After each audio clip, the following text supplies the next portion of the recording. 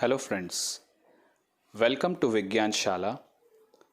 Today we are going to start one of the most important chapter of biology of grade 9th, that is chapter number 5, the fundamental unit of life, cell. Topics to be discussed. We will begin with the introduction of the chapter. What are living organisms made up of? What is a cell made up of? And what is the structural organization of a cell? In the year 1665, one of the scientists named Robert Hooke, with the help of self-designed simple microscope, observed thin slice of a cork. So friends, cork क्या होता है? Actually, cork एक ऐसा material होता है which is obtained from bark of a tree. If you closely observe the cork slices, you will come to know that it is a material obtained from a tree. In corks को इस्तेमाल किया जाता है bottle caps बनाने में. So जब Robert Hooke ने इन छोटे छोटे cork slice को self designed simple microscope में देखा, तो उन्होंने ये पाया उसका स्ट्रक्चर honeycomb जैसा है.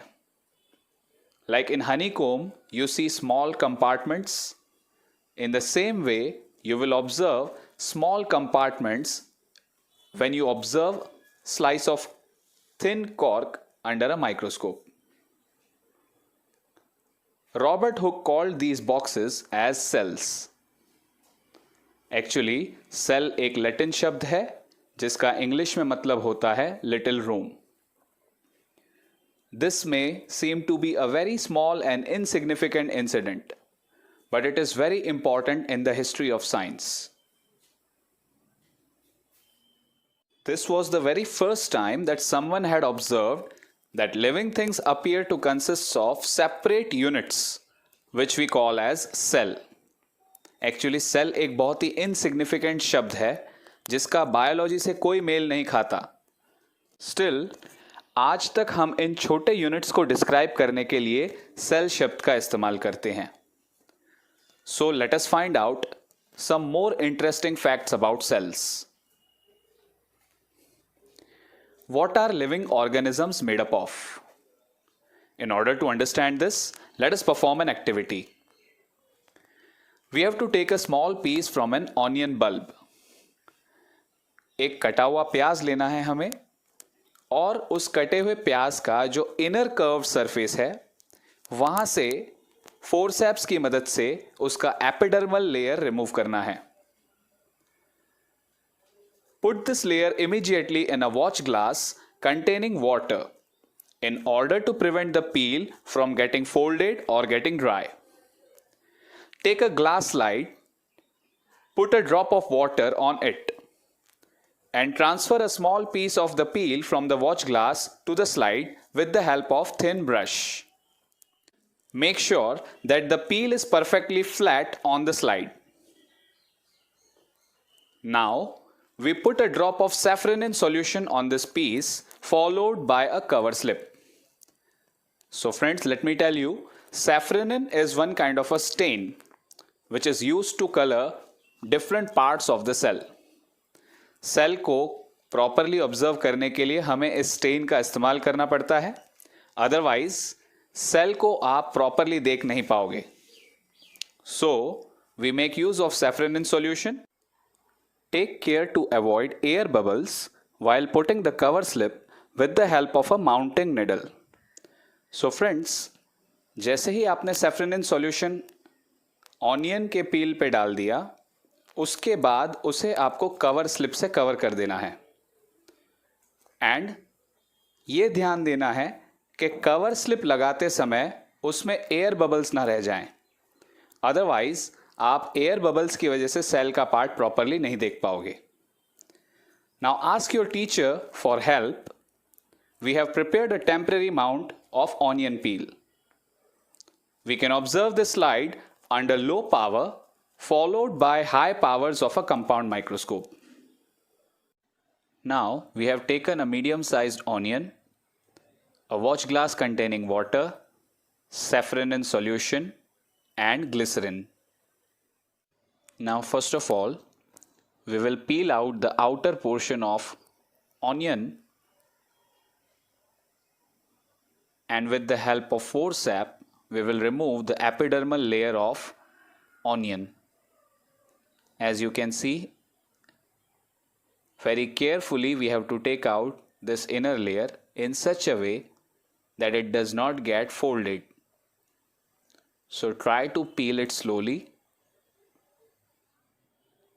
Now place its half portion on a watch glass containing water. Now with the help of a thin brush, we will take this and put it in safranin solution.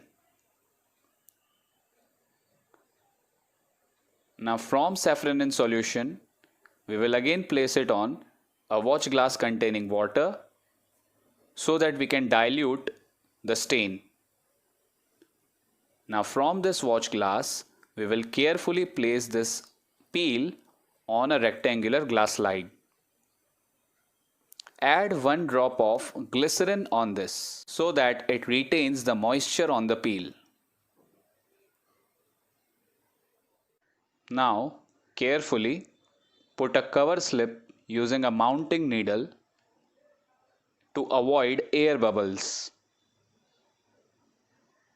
After putting a cover slip, you can wipe out extra water which is present on the sides of the cover slip.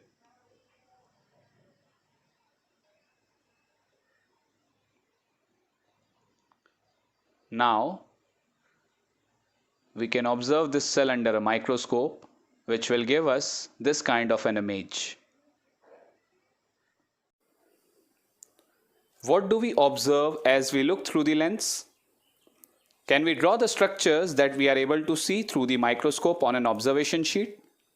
So friends, as soon as you will observe under a microscope, you will find these type of structures containing a dotted organelle as well as boundary walls on each of these organelles, which are called cell walls. When you draw these structures on drawing sheet, this may appear like this. So these dotted structures are called nucleus and the boundary walls are called cell walls. We can try preparing temporary mounts of peels of onions of different sizes. What do we observe? Do we see similar structures or different structures? So friends, no matter what size of onion you take, whether it is bigger or smaller, in every peel you will observe same type of structures. What are these structures? These small structures that we see are the basic building blocks or building units of the onion bulb, which we call cells. Not only onion, but all organisms that we observe around us are made up of cells. However, there are certain organisms whose body consists of only one cell. We call such organisms as unicellular organisms. And example of such organisms are amoeba, chlamydomonas and paramecium, and also bacteria. On the other hand, many cells group together in a single body of an organism and assume different functions in it. Such organisms are called multicellular organisms. So in multicellular organisms, different body parts have different groups of cells which perform various tasks and functions. Some examples of multicellular organisms are fungi, plants, and animals. It is believed by the scientists that every multicellular organism has come from a single cell. How? Actually, cells divide to produce new cells of their own kind. Hence, we can say all cells come from pre-existing cells. In the year 1674, scientists named Leeuwenhoek, with the help of improved microscope, discovered free living cells in pond water for the first time. It was Robert Brown in the year 1831 who discovered the nucleus inside the cell. Also, Purkinje in the year 1839 coined the term protoplasm, which is a fluid substance present inside the cell around nucleus. Later on, Schleiden and Schwann, two different biologists in the year 1838 and 1839, discovered cell theory and explained that all the plants and animals are composed of cells and that the cell is the basic unit of life. The cell theory was further explained by Virchow in the year 1855 by suggesting that all cells arrive from pre-existing cells. In the year 1940, the discovery of electron microscope made it possible to observe complex structure of the cell and its various organelles. Now let us perform one more activity to find out whether all the organisms have same type of cells or different types of cells. We can try preparing mounds of leaf peels, tip of roots, or even peels of onions of different sizes. After performing the above activity, let us see what the answers to the following questions would be. Do all cells look alike in terms of shape and size? Do all cells look alike in structure? Could we find differences among cells from different parts of a body? What similarities could we find? So friends, if you will observe different cells of different parts of the body of plant, you will notice that all cells do not have same structure or same size. Depending upon the different parts of the body and their functions, cells have different shapes and sizes. If you look at the following picture, it represents some cells from the human body. You may notice smooth muscle cells, blood cells, nerve cells, bone cells, reproductive cells such as ovum and sperm cell, as well as fat cells. As you can see, different cells have different shape and size, depending upon the specific function they perform. Some cells like amoeba do not have fixed shape or size. They keep on changing their shapes. In some cases, the cell shape may be more or less fixed and peculiar for a particular type of cell. For example, if you look at nerve cell, its shape and size is not similar to the different cells which we observe. Each living cell has the capacity to perform certain basic functions that are characteristic of all living forms. These functions are performed by different cell organelles present inside cells.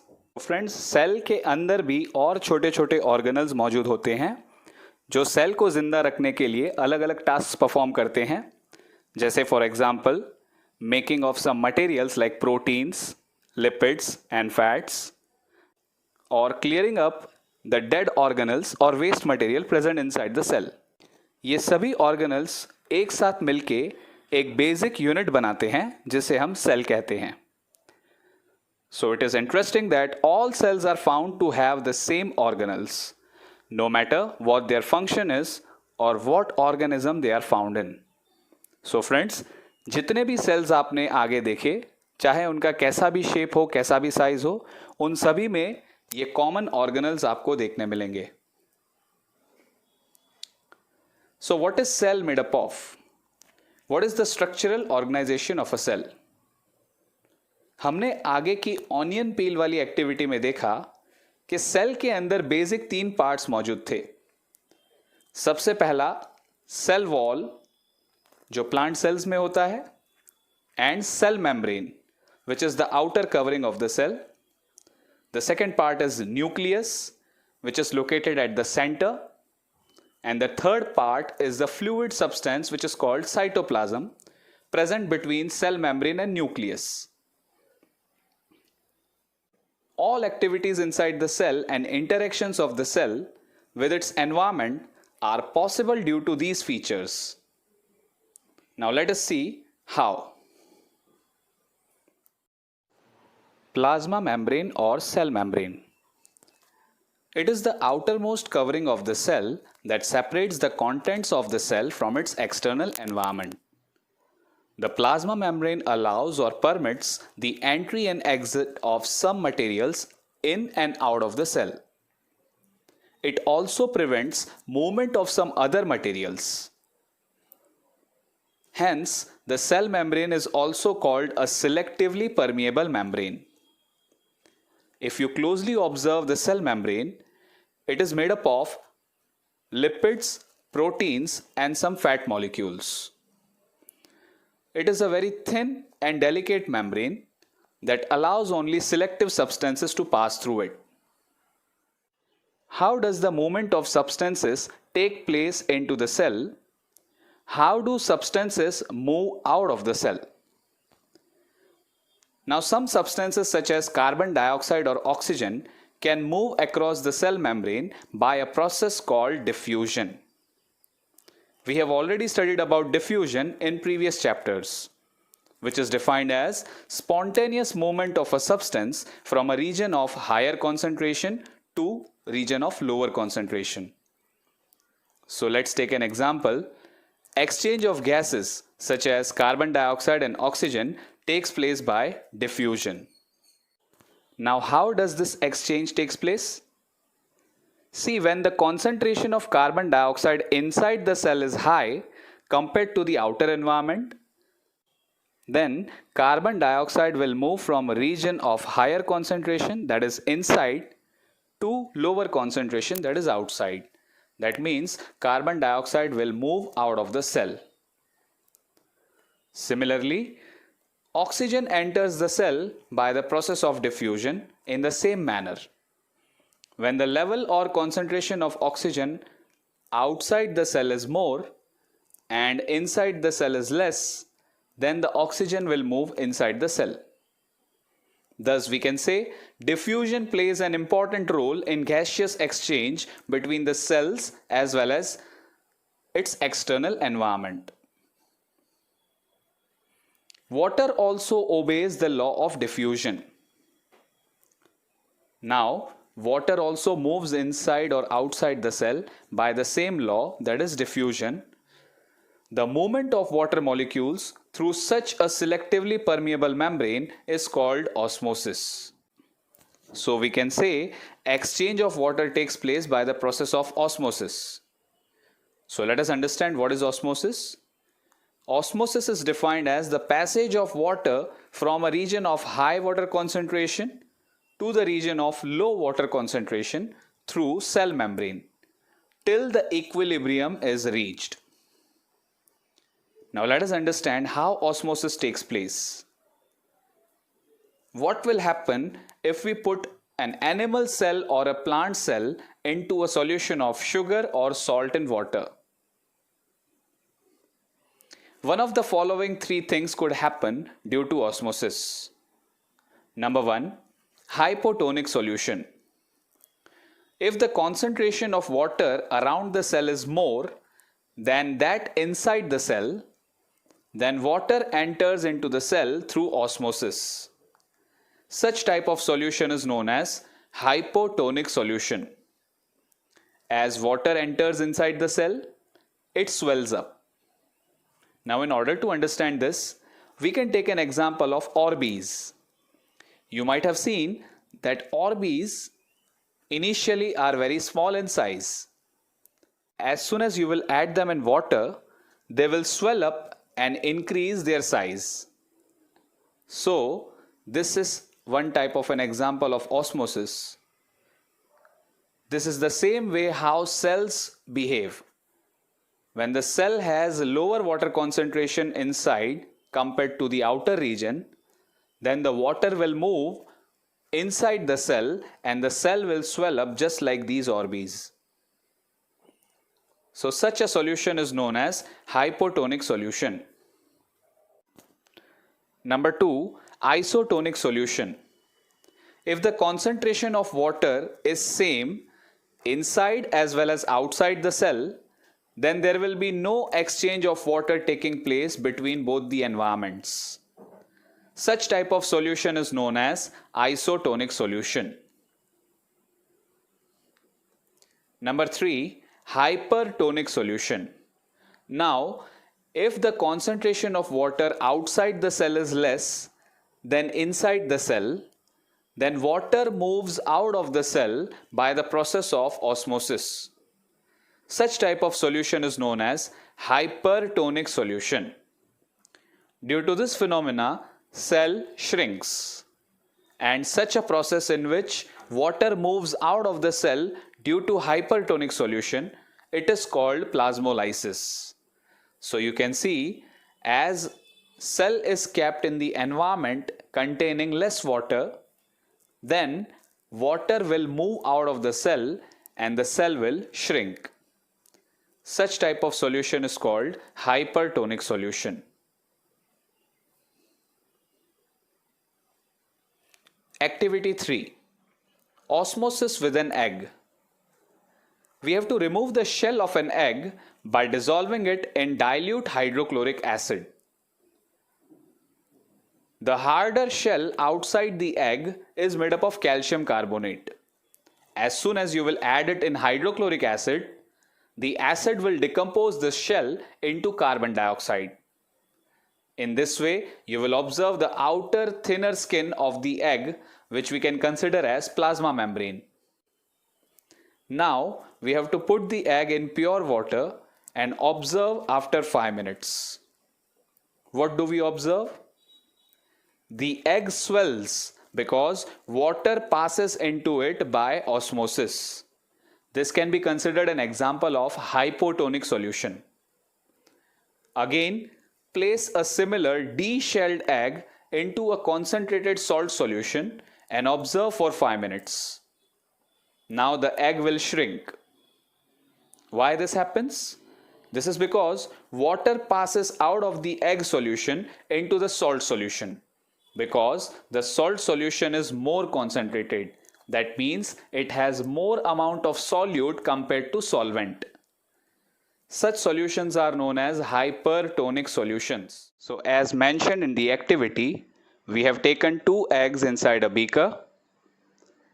The outer shell of this egg is made up of calcium carbonate. As soon as we will add acid, either acetic acid or hydrochloric acid, the hard covering will start decomposing into carbon dioxide, which can be observed in the form of bubbles.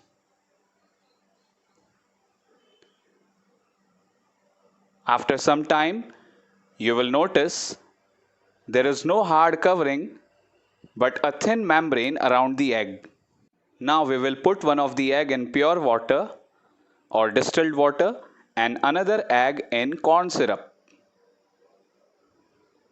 After few hours, you will notice the egg which was kept in water swells up, whereas the one which was kept in corn syrup shrinks.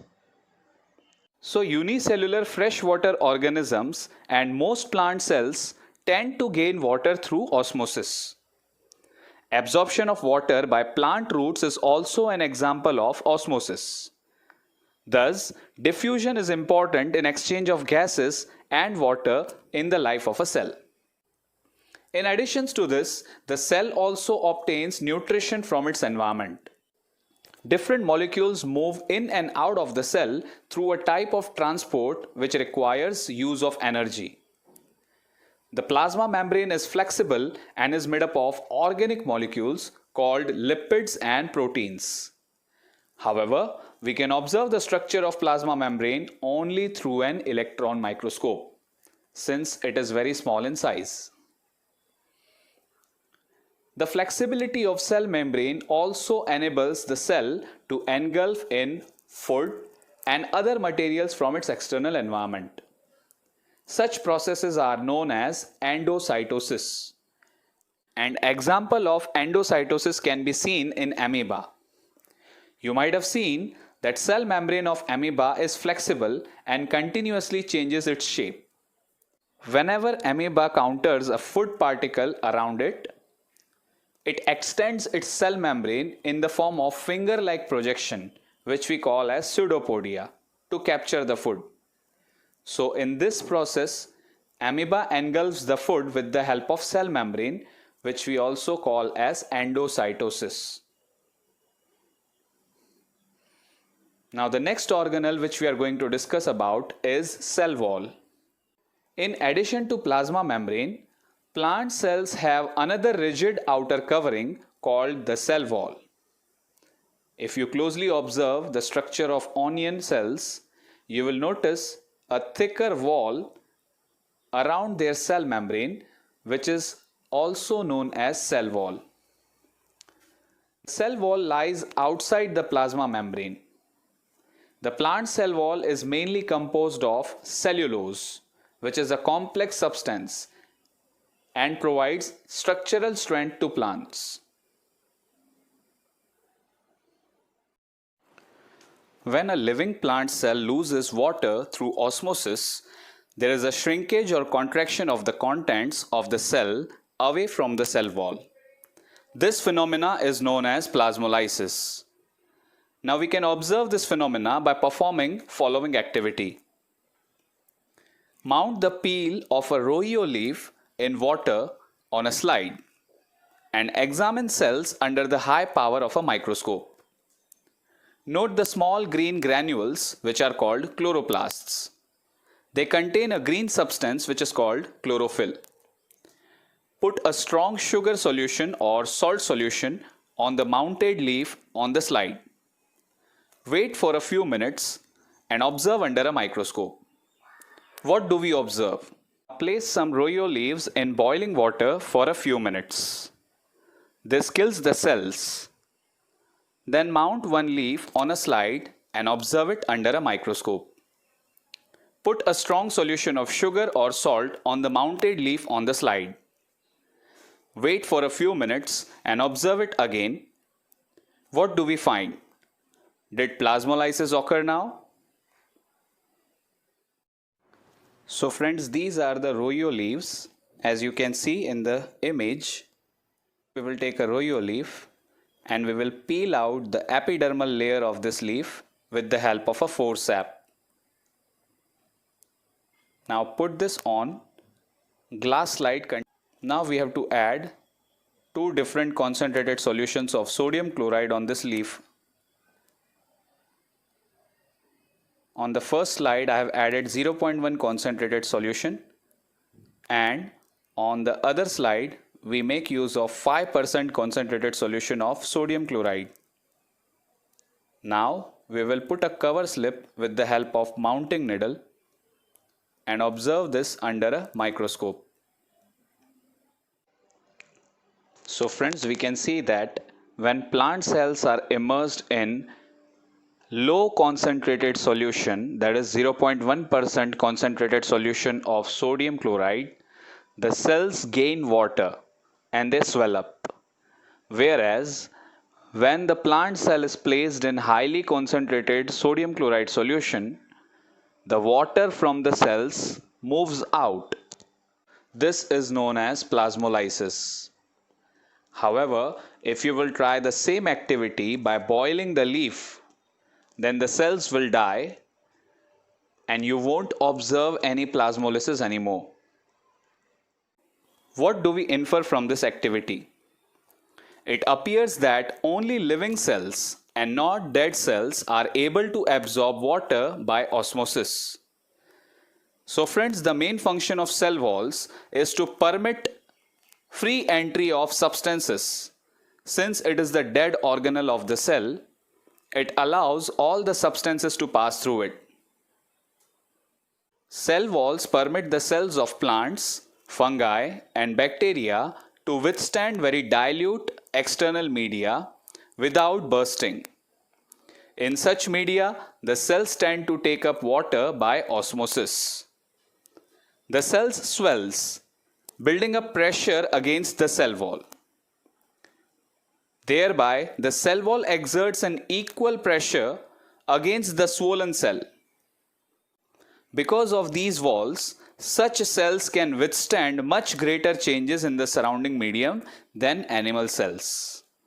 So friends, the main function of cell wall is to maintain rigidity and turgidity of the cell by maintaining its shape and size, and also to avoid plasmolysis.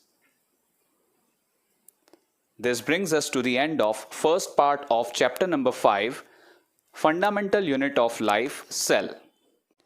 In the next part, we will discuss about some more organelles of the cell. Thank you so much for watching this video. Please like, share and subscribe my YouTube channel V-GYAN Shala, and also press the bell icon for more notifications of new videos.